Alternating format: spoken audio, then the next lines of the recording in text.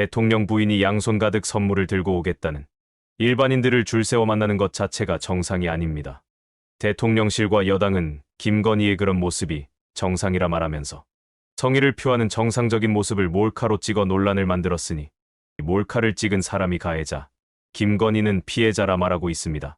정부 여당에게는 이런 것이 상식이고 공정입니다.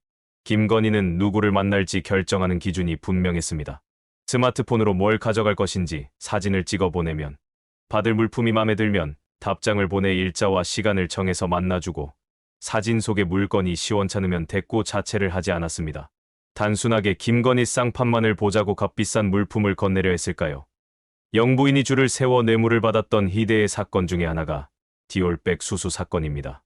정부 여당 측 인사들은 디올백 하나만 받은 것으로 몰아가고 비정상적인 일이니 그것만 사과하면 된다는 아주 적은 수의 주장과 정상적인 일이니 사과 따위 자체가 필요 없다는 대부분의 주장이 양립하고 있지만 대통령실의 표현을 빌리면 창고가 존재할 만큼 받아 먹었습니다. 김건희가 어느 정도의 사람들을 만나고 어느 정도의 뇌물을 받았고 뇌물을 바친 이들은 무엇을 요구했으며 반대급부는 어느 정도 이루어졌는지 철저하게 파헤쳐야 할 국정농단급 사건입니다. 여러분 안녕하십니까? 김건희 여사의 명품 가방 수수 의혹과 관련해 국민의힘 내에서 사과나 해명이 필요하다는 지적이 제기됐는데요. 이번에는 친윤계 의원들을 중심으로 사과는 필요 없다는 반대 목소리도 나오고 있습니다. 한동훈 비대위와 대통령실의 관계는 물론 여당 내 갈등도 고조되는 양상입니다. 손한혜 기자가 보도합니다. 한 보수 유튜버의 방송 내용 중 일부입니다. 김건희 여사가 명품 가방 수수 의혹에 대해 사과할 필요가 없다는 주장을 거칠게 표현합니다. 결국 사과 하나 안 하나 똑같아. 총선 분위기는 다시 김건희 여사 싸구려 명품백으로 가게 돼 있어요. 근데 무슨 사과를 해? 사과라기. 이 사람은 월간조선 편집장 출신 인사입니다. 잘못을 했으면 누구든지 사과를 하는 것은 지극히 당연한 일인데 사과를 해도 받아주지 않을 것이고 더욱 거세게 나무랄 것이기에 김건희가 사과를 해서도 안 되고 사과할 필요도 없다고 합니다. 윤석열이 딱 좋아하는 그런 논리를 내세우고 있습니다. 다른 유튜버는 김 여사의 사과가 필요하다는 국민의힘 일각의 요구가 당 분란만 고조시킨다는 주장을 펴기도 합니다. 지가 어디서 있는지도 모르는 이런 자들에 의한 내부 분란으로 이 상황이 악화되고 있다. 김경률이나 한동훈에게 지가 어디에 서 있는지 모르는 인사라고 말합니다. 은혜를 받고 자리를 받았으면 분란 만들지 말고 시킨 일이나 잘하라고 말하고 있습니다. 이 같은 내용은 국민의힘 이용 의원이 국민의힘 전체 의원들이 있는 SNS 대화방에 공유해 알려졌습니다. 이 의원은 또 윤석열 대통령이 한동훈 비상대책위원장에 대한 모든 신뢰를 오늘부로 철회할 것이다.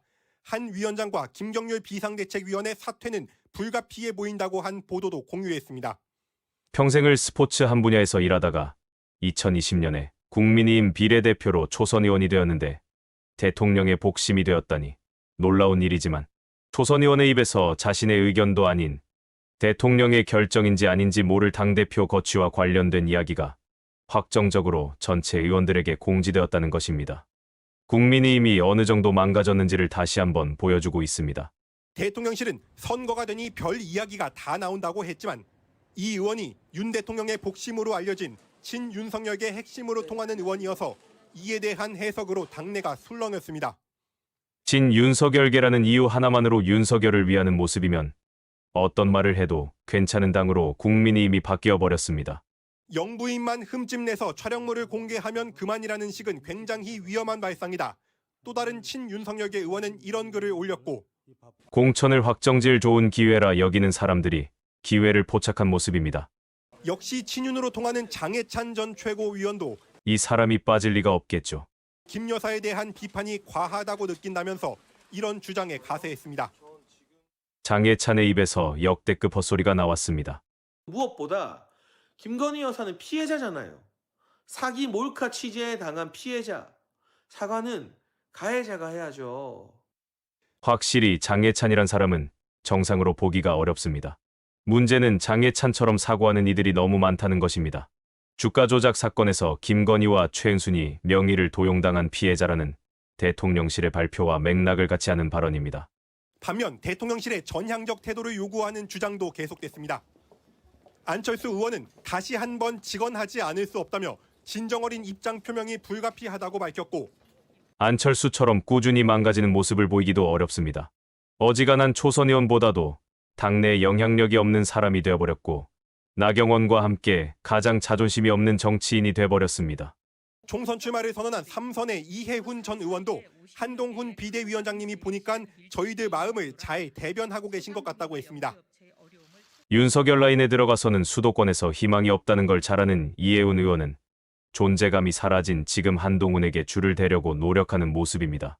국민의힘은 당과 대통령실이 견제와 협력 관계라는 원칙적 입장으로 수습에 나섰지만 단 한 번도 이루어진 적이 없는 견제와 협력이라는 국민의힘에 전혀 어울리지 않는 게 풀 뜯어먹는 소리를 하고 있습니다. 한동훈 비대위와 대통령실의 관계와 함께 당내 입장 차이가 어떤 양상으로 번질지 주목을 끌고 있습니다. 김경률이 입이 어떻게 정리되었는지를 보여줄 것입니다. 김경률이 조용해지면 앞으로 누구도 나서기 어렵게 되고 싸워본 적도 없지만 한동훈이 윤석열에게 다시 엎드렸다는 이야기가 되고 김경률이 계속 떠드는데도 아무런 제지도 받지 않는다면 불가피하게 한동훈을 향한 대통령실의 몰아내기 공작이 시작될 것 같습니다. 윤석열이 한동훈에 대한 모든 지지를 철회할 것이다. 한동훈과 김경률의 사퇴는 불가피해 보인다는 언론 기사에 정신이 잠시 가출했던 한동훈은 대통령실에서 선거 처리되니 별 희한한 이야기가 다 나온다는 발표가 나오자 국민 보고 나선 길이라며 할 일 하겠다고 밝혔습니다. 할 말을 하겠다가 아니라 할 일을 하겠다의 방점이 찍혔습니다. 윤석열이 비대위원장으로 보낼 때 부여했던 역할에 충실하겠다는 의미입니다. 총선이 80일 앞으로 다가온 가운데 정치권 움직임도 빨라졌습니다. 개파 간 공천 갈등이 불거진 민주당에선 이해찬 상임고문이 이재명 대표와 만나 공평한 공천의 중요성을 강조했습니다. 이낙연도 탈당하기 전까지 상임고문이었습니다. 이낙연과 다른 이해찬 상임고문의 행보, 무척이나 비교되는 행보로 더욱 부각되고 있습니다. 4년 전 총선에서 더불어민주당의 승리를 이끌었던 이해찬 상임고문은 민주당이 이번 총선을 이재명 체제로 치르게 돼 다행이라고 힘을 실어줬습니다. 올 4월 총선에서 아주 크게 이겨서 꽃을 피우는 게 매우 중요하다고 생각을 합니다. 이재명 대표는 이해찬 상임고문이 총선 승리의 조건으로 당의 통합과 함께 공정한 시스템에 따라 공평하게 공천하는 것이 매우 중요하다고 말했다고 밝혔습니다. 민주당은 최근 친명계 인사들이 잇따라 비명계 현역 의원들의 지역구 출마를 선언하고 이 대표의 최측근이 직접 친문계 인사들의 불출마를 촉구하는 등 개파 갈등이 불거지고 있습니다. 민주당은 3선 이상이나 올드보이, 586 등의 카테고리를 만들어 공천 심사에 감점을 줄 계획이 전혀 없다고 밝혔습니다. 그분들 중에는 당과 나라를 위해 출마해야 할 분도 있다며 일률적인 기준을 잡지는 않을 것이라고 했습니다. 그분들을 어떻게 차별하는 어떤 기준을 세운 바도 없고 앞으로도 세우지 않을 것입니다. 오늘 영상은 여기까지입니다. 시청해주신 여러분 고맙습니다.